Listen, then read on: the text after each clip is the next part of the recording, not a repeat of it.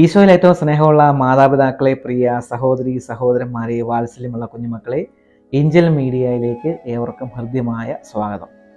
പരിശുദ്ധ അമ്മയുടെ ജനനത്തിരുനാൾ ആഘോഷിക്കുവാനായിട്ട് ഞാനും നിങ്ങളുമൊക്കെ ഒരുങ്ങുന്ന സമയമാണല്ലോ. ഏവർക്കും ഈ തിരുനാളിൻ്റെ ആശംസകളും പ്രാർത്ഥനകളും സ്നേഹപൂർവ്വം നേരുകയാണ്. 1988 ഡിസംബർ മാസം 7-ാം തീയതി അർമേനിയയിൽ ഒരു വലിയ ഭൂകമ്പം ഉണ്ടാവുകയാണ്. ഏകദേശം 55,000 ആളുകളാണ് മരണപ്പെട്ടു പോയത്. ഏകദേശം 8 ദിവസങ്ങൾക്ക് ശേഷം രക്ഷാപ്രവർത്തകർക്ക് ഈ സ്ഥലത്തു നിന്നും ഒരമ്മയുടെയും കുഞ്ഞിൻ്റെയും മൃതശരീരം ലഭിക്കുകയാണ്. സൂക്ഷ്മമായ പരിശോധനയിൽ അമ്മയുടെ കൂടെ ഉണ്ടായിരുന്ന ഈ കുഞ്ഞിന് ജീവനുണ്ട് എന്ന് മനസ്സിലാക്കുകയും ഈ കുഞ്ഞ് ഇത്രയും ദിവസം എങ്ങനെയാണ് ജീവൻ നിലനിർത്തിയതെന്ന് അറിയുവാനായിട്ട് ഒരു പഠനത്തിന് വേണ്ടി ഡോക്ടർമാരെ കുഞ്ഞിനെ ഏൽപ്പിക്കുകയും ചെയ്യുകയാണ്. അങ്ങനെ വിശദമായ പഠനത്തിന് ശേഷം ഡോക്ടേഴ്സ് ഇങ്ങനെ പറഞ്ഞു, ഈ കുഞ്ഞ് ഇത്രയും ദിവസം ജീവൻ നിലനിർത്തിയത് അമ്മയുടെ രക്തം കുടിച്ചാണ്. കെട്ടിടാവശിഷ്ടങ്ങൾക്കിടയിൽ തൻ്റെ വിരലുകൾ കൊണ്ട് മുറിവുണ്ടാക്കി ആ മുറിവിൽ നിറ്റിട്ട് വീഴുന്ന രക്തം കുഞ്ഞിൻ്റെ വായിൽ കൊടുത്ത് അമ്മ ഈ കുഞ്ഞിനെ പരിപാലിക്കുന്ന ഒരു ചരിത്രമാണ് ഈ സംഭവത്തിൽ കാണാനായിട്ട് സാധിക്കുക. പ്രിയമുള്ളവരെ, അമ്മ എന്ന് പറഞ്ഞാൽ സ്നേഹമെന്നാണ് അർത്ഥം. സ്വന്തം ജീവിതം നഷ്ടപ്പെടുത്തിക്കൊണ്ട് മക്കൾക്ക് വേണ്ടി ജീവൻ ബലിയായി കൊടുക്കുന്ന സ്നേഹമാണ് മാതൃസ്നേഹം. ലൗകിക ജീവിതത്തിൽ നമ്മൾ ഒത്തിരി അമ്മമാരെ കണ്ടിട്ടുണ്ട്. നമ്മുടെ തന്നെ അമ്മമാർ നമുക്ക് ഏറ്റവും പ്രിയപ്പെട്ടവരാണ്. അമ്മയില്ലാത്ത ഓണാഘോഷവും അമ്മയില്ലാത്ത ക്രിസ്തുമസ് ആഘോഷവും ഈസ്റ്ററൊന്നും ഒരാഘോഷമേ അല്ല. അമ്മ മരിച്ചുപോയ വീടുകളിലേക്ക് കയറി ചെല്ലുമ്പോൾ ഉണ്ടാകുന്ന ബുദ്ധിമുട്ടിനെക്കുറിച്ച് അമ്മ നഷ്ടപ്പെട്ടു പോയ മക്കളോട് സംസാരിച്ച് നോക്കണം. അപ്പോഴാണ് അമ്മയുടെ വില നമുക്ക് മനസ്സിലാക്കാനായിട്ട് സാധിക്കുകയുള്ളൂ. കാരണം എന്താണ്? നമ്മുടെ ഓരോരുത്തരുടെയും കുടുംബങ്ങളിലെ വൈബാണ് നമ്മുടെ അമ്മമാർ. അമ്മയില്ലാത്ത കുടുംബം ഉറങ്ങിയ ഒരു കുടുംബമാണ് എന്ന് നമുക്ക് എല്ലാവർക്കും അറിയാം.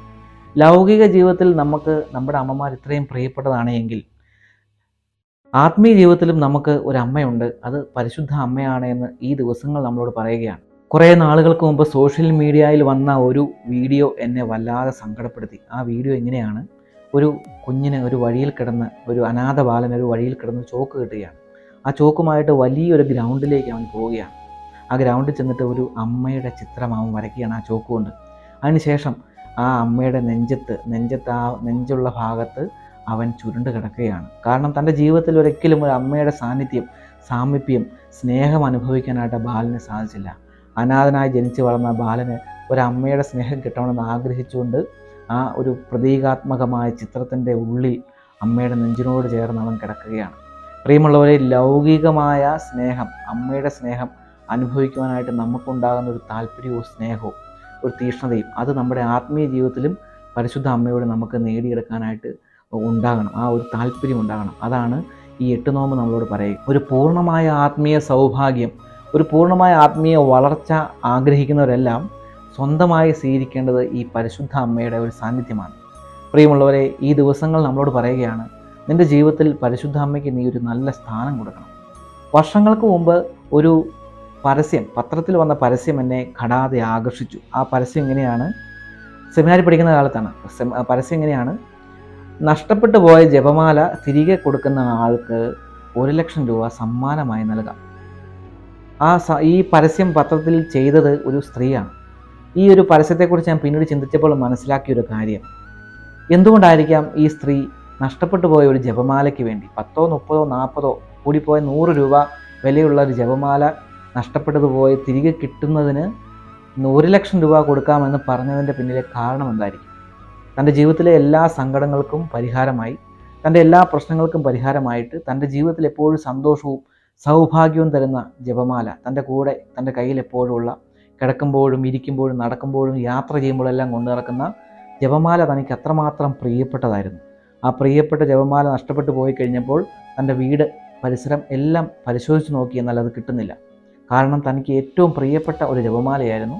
അങ്ങനെ ആ നഷ്ടപ്പെട്ടു പോയ ജപമാല തിരികെ നൽകുന്ന വ്യക്തിക്ക് 1,00,000 രൂപ തൻ്റെ ജീവിതത്തിലെ സമ്പാദ്യത്തിൽ നല്ലൊരു തുക നൽകാമെന്ന് ആ സ്ത്രീ പറയുമ്പോൾ ആ സ്ത്രീക്ക് ജപമാലയോടുള്ള സ്നേഹം നമ്മളൊന്ന് മനസ്സിലാക്കിയിരിക്കണം. പ്രിയമുള്ളവരെ, നമ്മളൊന്ന് ചിന്തിക്കണം, നമ്മുടെ ജീവിതത്തിൽ നമുക്ക് നല്ലൊരു ജപമാലയുണ്ടോ? ഒരു വ്യക്തിപരമായ ജപമാല, നല്ല സൗന്ദര്യമുള്ളൊരു ജപമാല നമുക്കുണ്ടോ? നമുക്ക് വ്യക്തിപരമായിട്ട് ചൊല്ലി പ്രാർത്ഥിക്കാനായിട്ടൊരു ജപമാല നമ്മൾ എപ്പോഴും ആശ്രയിക്കാറുണ്ടോ? നമ്മുടെ കഴുത്തിൽ നമ്മൾ ജപമാല അണിയാറുണ്ടോ? നമ്മുടെ ജീവിതത്തിൽ ഒരു ദിവസമെങ്കിലും ജപമാല ചൊല്ലാതെ കടന്നു പോയിട്ടുണ്ടോ? ഇതൊക്കെ ഒന്ന് പരിശോധിക്കുവാനുള്ള ദിവസമാണ് ഈ 8 നോമ്പ് തിരുനാൾ എന്നുള്ളത്. ജോൺ പോൾ രണ്ടാമൻ മാർപ്പാപ്പയുടെ ഒരു സുപ്രസിദ്ധമായ ഒരു വചനമുണ്ട്. ആ വചനം എങ്ങനെയാണ്? ജപമാല ചൊല്ലി പ്രാർത്ഥിക്കുമ്പോൾ നമ്മൾ പരിശുദ്ധ അമ്മയുടെ കരം പിടിക്കുന്നു. ജപമാല ചൊല്ലി കഴിയുമ്പോൾ പരിശുദ്ധ അമ്മ നമ്മുടെ കരം പിടിക്കുന്നു. പ്രിയമുള്ളവരെ, നമുക്കറിയാം, തിരക്കുള്ള പരിചയമില്ലാത്ത ആളുകൾക്കിടയിലുള്ള ഒരു പൂരപ്പറമ്പിൽ നമ്മൾ നടന്നു പോകുമ്പോൾ നമ്മുടെ കൈ പിടിക്കാനായിട്ട് വഴിയെല്ലാം അറിയാവുന്ന, അല്ലെങ്കിൽ നമ്മളെ ആരിൽ നിന്നും രക്ഷിക്കാൻ കഴിവുള്ള നമ്മുടെ പപ്പായുടെയോ മമ്മിയുടെയോ കരങ്ങളിൽ നമുക്ക് പിടിക്കാൻ ഒരു കൈപ്പിടി ഉണ്ടെങ്കിൽ എന്തൊരാശ്വാസമാണ്. നമുക്കെല്ലാ കാഴ്ചകളും കാണാം, എല്ലാം ആസ്വദിക്കാം. ചെണ്ടമേളവും ബാൻഡ് മേളവും അതുപോലെ തന്നെ വർണ്ണവിസ്മയങ്ങളും കാഴ്ചകളും ഗാനമേളകളും പാട്ടും എല്ലാം നമുക്ക് ആസ്വദിച്ച് ആ പൂരപ്പറമ്പിലൂടെ നടന്നു നീങ്ങാം. ആരെയും പേടിക്കേണ്ട, കാരണം നമ്മുടെ ഒരു കരം പപ്പായുടെ അല്ലെങ്കിൽ അമ്മയുടെ കയ്യിലാണ്. എന്ന് പറയുന്ന പോലെ പരിശുദ്ധ അമ്മയോട് ജപമാല ചൊല്ലി പ്രാർത്ഥിച്ചു കഴിഞ്ഞാൽ നമുക്ക് ഈ ഭൂമിയിലുള്ള സർവ്വ സൗന്ദര്യവും ആസ്വദിക്കുവാനായിട്ട്, നമ്മുടെ ജീവിതത്തിലെ ഒരു തിന്മയിലേക്ക് നമ്മൾ പെട്ടുപോകാതിരിക്കുവാനായിട്ട് അത് സഹായകമായി തീരുമെന്ന് ഈ വചനം നമ്മളെ ഓർമ്മിക്കുകയാണ്. ഈശോ ഈ ഭൂമിയിൽ നമുക്ക് നൽകിയിട്ടുള്ള ഏറ്റവും വലിയ സമ്മാനമാണ് പരിശുദ്ധ അമ്മ. യോഹന്നാൻ എഴുതിയ സുവിശേഷം 19 അധ്യായം 26 വാക്യത്തിൽ നമ്മളിങ്ങനെ കാണുന്നുണ്ട്. താൻ സ്നേഹിക്കുന്ന ഏറ്റവും പ്രിയപ്പെട്ട ശിഷ്യനായ യോഹന്നാന് പരിശുദ്ധ അമ്മയെ ഏൽപ്പിച്ചു കൊടുക്കുകയാണ് കുരിശിൽ കിടന്നുകൊണ്ട്. യോഹന്നാൻ പറയുകയാണ്, ഇതാ നിൻ്റെ അമ്മ. അത് കേട്ട ഉടനെ യോഹന്നാൻ പരിശുദ്ധ അമ്മയെ സ്വഭാവനത്തിൽ സ്വീകരിച്ചു എന്നാണ് പറയുക. സ്വഭാവനത്തിൽ സ്വീകരിച്ചു എന്നാണ് നമ്മൾ കാണുക. ഇത് ഒരു പ്രതീകമാണ്. യോഹന്നാൻ നമ്മുടെ ഓരോരുത്തരുടെയും ഒരു പ്രതീകമാണ്. നമുക്ക് ഓരോരുത്തർക്കും പരിശുദ്ധ അമ്മയെ ഈശോ നൽകിയതിൻ്റെ അടയാളമാണ് ആ ഒരു സുവിശേഷ ഭാഗത്ത് നമ്മൾ കാണുക. പരിശുദ്ധ അമ്മയെ നമ്മൾ ഹൃദയത്തിലും ഭവനത്തിലും സ്വീകരിക്കണം. പരിശുദ്ധ അമ്മയോടുള്ള പ്രാർത്ഥന എല്ലാ ദിവസവും നമ്മുടെ വീടുകളിൽ ഉണ്ടാകുന്നത് വളരെ നല്ലതാണ്. നമ്മുടെ ജീവിതത്തിൽ ഒരു പ്രശ്നമോ ഒരു പ്രതിസന്ധി വരുമ്പോൾ എല്ലാവരും ഒരുമിച്ച് ചേർന്നിരുന്ന് ജപമാല ചൊല്ലി പ്രാർത്ഥിച്ച് നോക്കിക്കുകയും നമ്മുടെ ജീവിതത്തിൽ അത്ഭുതങ്ങളും അടയാളങ്ങളും ഒത്തിരി സന്തോഷവും ലഭിക്കും. സന്തോഷമില്ലാത്ത കുടുംബങ്ങൾ ചില വീടുകളിൽ കയറി ചെല്ലുമ്പോൾ തന്നെ അറിയാം ആ കുടുംബത്തിൽ ഒരു ഐശ്വര്യമില്ലായ്മ, ആ കുടുംബത്തിൽ മദ്യപാനം, അതുപോലെ തന്നെ കുട്ടികൾ തമ്മിലുള്ള സംസാരത്തിലുള്ള കുറവുകൾ, ഭാര്യ ഭർത്താക്കൾ തമ്മിലുള്ള ബന്ധത്തിലുള്ള വീഴ്ചകൾ, ഇതെല്ലാം പരിഹരിക്കുവാനായിട്ട് നമ്മുടെ കുടുംബ പ്രാർത്ഥനകൾക്ക് സാധിക്കും. പരിശുദ്ധ അമ്മയോട് എല്ലാ ദിവസവും ജപമാല ചൊല്ലി പ്രാർത്ഥിക്കാനായിട്ട് നമുക്ക് അതൊരു കാരണമായിട്ട് തീരണം. നമ്മളോട് പറയുക, പരിശുദ്ധ അമ്മയോട് സ്നേഹമില്ലാതെ കുറച്ച് ഭക്ഷണ സാധനങ്ങൾ മാത്രം വർജിച്ച് പ്രാർത്ഥന കാര്യങ്ങളിലൊന്നും ഒരു വിശ്വസ്തതയില്ലാതെ നമ്മൾ മുന്നോട്ട് പോയി ഈ 8 നോമ്പ് ആചരിച്ചതിൻ്റെ പേരിൽ ഒരു സന്തോഷവും പരിശുദ്ധ അമ്മയ്ക്ക് ജന്മദിനത്തിൽ നമ്മുടെ ഭാഗത്തുനിന്ന്, മക്കളുടെ ഭാഗത്തുനിന്ന് ഉണ്ടാവുകയില്ല എന്ന് ഞാൻ നിങ്ങളുമായിട്ട് പങ്കുവയ്ക്കുകയാണ്. പ്രിയമുള്ളവരെ, ഈ പരിശുദ്ധ അമ്മയ്ക്ക് നമ്മളെ ഈ 8 നോമ്പ് ആചരണം കൊണ്ടൊരു സന്തോഷം ഉണ്ടാകണം. എന്നാലാണ് ഈ തിരുനാൾ കൊണ്ടൊരു അർത്ഥം ഉണ്ടാവുകയുള്ളൂ. അതുകൊണ്ട് നമുക്ക് ഈ തിരുനാൾ ഏറ്റവും ഭംഗിയുള്ളതാക്കണം.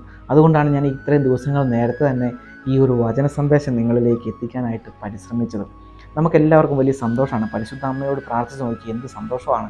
നമുക്ക് പരിശുദ്ധ അമ്മയുടെ ജീവിതം സ്വന്തമാക്കുന്ന വ്യക്തികളായിട്ട് മാറാനായിട്ട് പരിശ്രമിക്കാം. പരിശുദ്ധ അമ്മയോട് പ്രത്യേകം പ്രാർത്ഥിക്കാം. വിശുദ്ധ ലൂക്ക എഴുതിയ സുവിശേഷം 1 അധ്യായം 45 വാക്യം, കർത്താവ് അരുളി ചെയ്ത കാര്യങ്ങൾ നിറവേറുമെന്ന് വിശ്വസിച്ചവൾ ഭാഗ്യവതി. പരിശുദ്ധ അമ്മയോടുള്ള ഈ വചനവും നമുക്ക് പഠിക്കാം. നമ്മുടെ ജീവിതത്തിൽ എപ്പോഴും പരിശുദ്ധ അമ്മയുടെ കൂട്ടുകൂടുന്ന നല്ല വ്യക്തികളായിട്ട് മാറാനായിട്ട് പരിശ്രമിക്കാം. ദൈവം നമ്മെ അനുഗ്രഹിക്കട്ടെ. ഈശോ മിശിഹായ്ക്ക് സ്തുതിയായിരിക്കട്ടെ.